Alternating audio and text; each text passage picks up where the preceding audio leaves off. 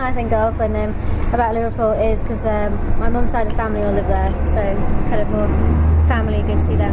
I think of Liverpool. I always think of Tate Modern and also the lakes outside there because it's really pretty. There's I know there's this yellow submarine thing where you go out on the water. I know that much. About Liverpool? Yeah, I've never been. So I've never been. Still know the Beatles. I'd definitely say the Beatles are probably the most famous thing out of Liverpool. Yeah, just a football team mainly and shops, and it's a big city. Wags. Yeah, wags. Indeed, Liverpool is a city with many faces. But did you know that it is also the home of the oldest black community in the country? Not only that, but it also hosts UK's largest celebration of African music and culture, the Africa OE Festival. Indeed, since the 18th century, when the first slave ships arrived in Liverpool, the city has gone a long way in appreciating and incorporating the African people into the multicultural society it has today. On the 18th of September 1700, Liverpool's first recorded slave ship, the Liverpool Merchant, returned from Barbados with 220 Africans. The black community dates back to 1715, when the first dock was built, and over the next 5 years the population grew to 10,000.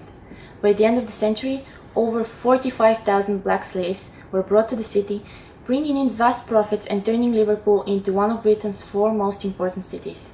Slave trade developed out of the need for labour in the Americas to grow sugar, and it developed into what was known as the triangular trade, and ships from places like Liverpool went out to the coast of West Africa taking goods which were then traded on the coast for enslaved Africans. Between 1540 and 1850, an estimated 15 million Africans were transported as slaves to the Americas. Ships from Liverpool accounted for more than 40% of the European slave trade. In the 18th century, the slave trade was just another trade, I think, for most merchants and people involved in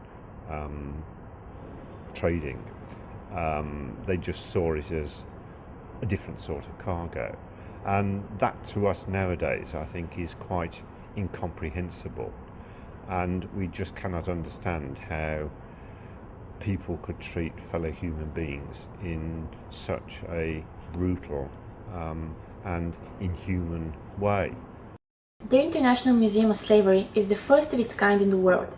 It was opened in 1994 and it aims to address ignorance and misunderstanding by looking at the deep and permanent impact of slavery and the slave trade on Africa, South America, the USA, the Caribbean and Western Europe. Thus, we will increase our understanding of the world around us. We're a campaigning museum and we have a message. So it's important for us that people come to the museum, have an interesting day, but when they leave, they want to get involved. And not many museums do that. And I think that's what makes us stand out. I think it can help the young people because if they understand where they come from and find out what went on, then maybe they'll probably think about what they're doing before they do it and take life more seriously. I think everybody should come and see it, yeah. It's, like you say, it's very important to know why Britain's got such a diverse culture really and where everybody came from, so yeah. We genuinely want to engage contemporary issues. It's not just about the past, it is very much about the present. To continue doing that, we need support. But some people have a very different point of view. In fact, besides praise, the Museum of Slavery received a lot of criticism. The website tripadvisor.co.uk features reviews by visitors of the museum and its overall rating is 67% negative. It spends more time discussing the nature of the victims of slavery than the nature of the exploiters or the nature of the society that made slave trade possible. On leaving this exhibit, you won't be much wiser about the true nature of slavery. This museum is about expunging guilt and attracting American tourists. Slavery is acknowledged but not really discussed in depth, graphic, unnecessary and lacking in any formative content. There was a small section of recreated African village, which was a bit insulting to me since there were many different cultures that were enslaved and not just this one Pan-African mock village.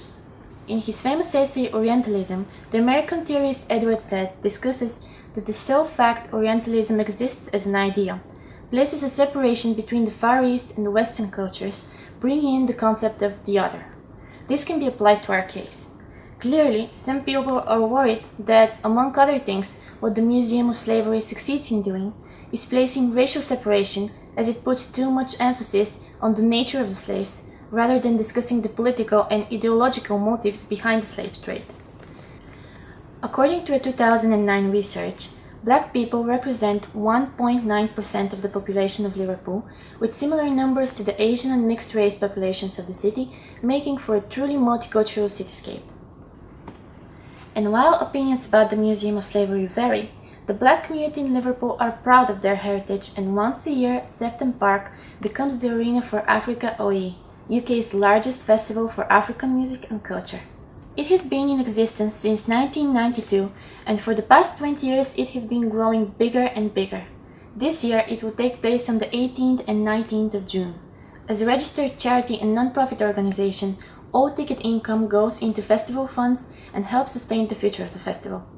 Africa OE is a festival not about race but about culture.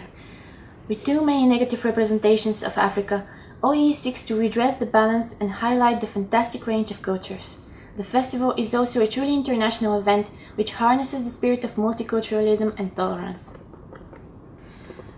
Liverpool is indeed the city of many faces, the faces of people which live together to create what Paul McCartney calls a melting pot of cultures, a colorful or rather colorless society, a true cosmopolitan city. So what do you think about when you hear Liverpool?